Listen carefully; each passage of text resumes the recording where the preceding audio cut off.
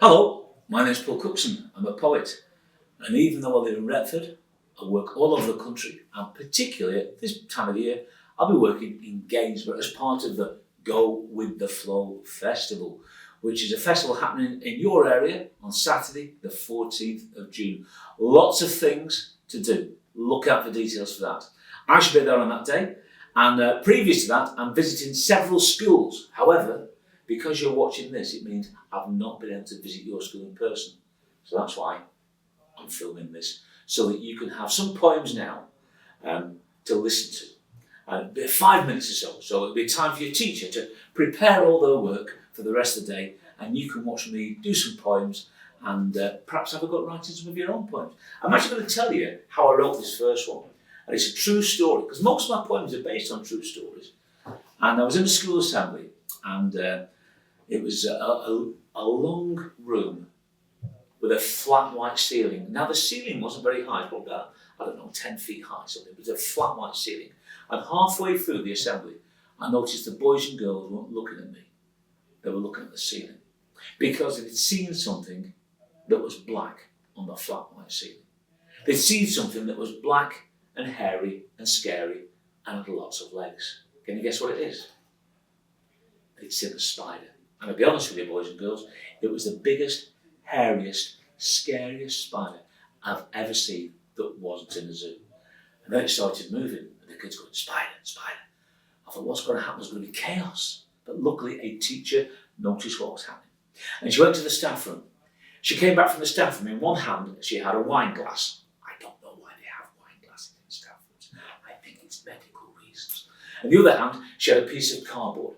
She stood on the chair, she put the wine glass on the ceiling, the spider fell in the wine glass, she put the cardboard over the top, she walked out to the hall, across the playground, got to the fence, and she went, and threw the spider over the fence into the bushes.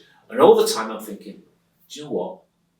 I'm going to write a poem about the monster spider on the ceiling. That's the first true story. The second true story, I found out the teacher's name. I love this. The teacher's name, I promise you, Mrs. Crawley. This is called the monster spider on the ceiling. If you want to join in where you are, you can join with the word ceiling when I point at you. Watching, waiting way up high, loitering with evil eye, for that moment of revealing the monster spider on the ceiling. Pupils sitting in the hall assemble while it starts to crawl, step by step, most unappealing, the monster spider on the ceiling.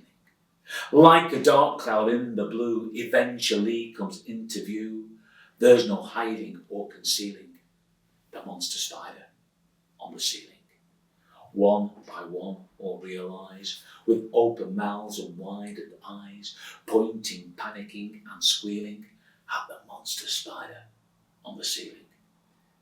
Shrieking, shouting as it's crawling, frightened that it may start falling, the assembled, trembled senses reeling, the monster spider on the ceiling. To the rescue, one brave teacher, on a chair, reached to that creature. One swift move and she was peeling the monster spider from the ceiling. With a wine glass from the staff room and some cardboard from her classroom, very soon she was dealing with that monster from the ceiling. Safely, soundly, slowly, surely, the creepy caught by Mrs. Crawley. She, relieved all anxious feeling, caught that monster on the ceiling, took it out across the yard, to the fence, chucked it hard, somersaulting and cartwheeling, bye-bye spider, from the ceiling. Now there's two true stories there that led to that point. I'm going to tell you two more true stories that led to the next poem. So I've written that poem, I'm reading it out in a different school sometime later, a couple of months later.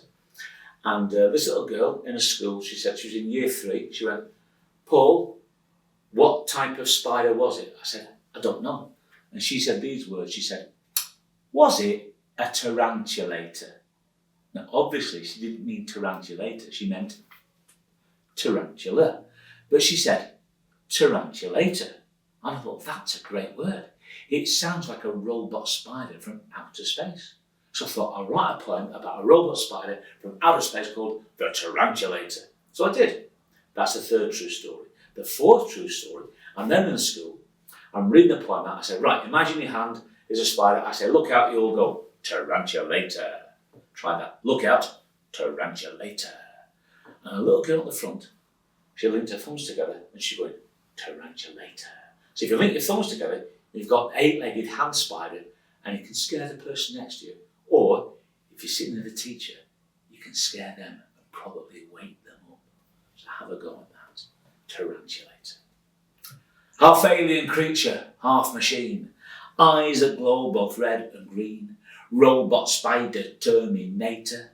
Look out! Tarantulator. Your turn. Look out!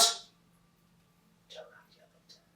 8 long legs, multi-jointed. Spikes and spots, poisoned, pointed. Predatory aggravator. Look out! Tarantulator. Look out! Tarantulator. Venom in those vampire fangs, do not feel its hunger pangs, threads and webs of steel creator. Look out, Tarantulator. Look out, louder, Tarantulator. Radioactive hairs that quiver, saliva like an acid river, interspecies space mutator. Look out, Tarantulator. Look out. It'll be back for your teacher later. One last time. Look out. Tarantulator. Well done. Give yourselves a round of applause if you joined it. If you've enjoyed those, you can find more poems on my website. Look me up Paul Cookson Poet, on YouTube, things like that. Or, even better, come and see me on Saturday the 14th of June, where I'll be shouting lots of poems in a public space in Gainsborough. See you then.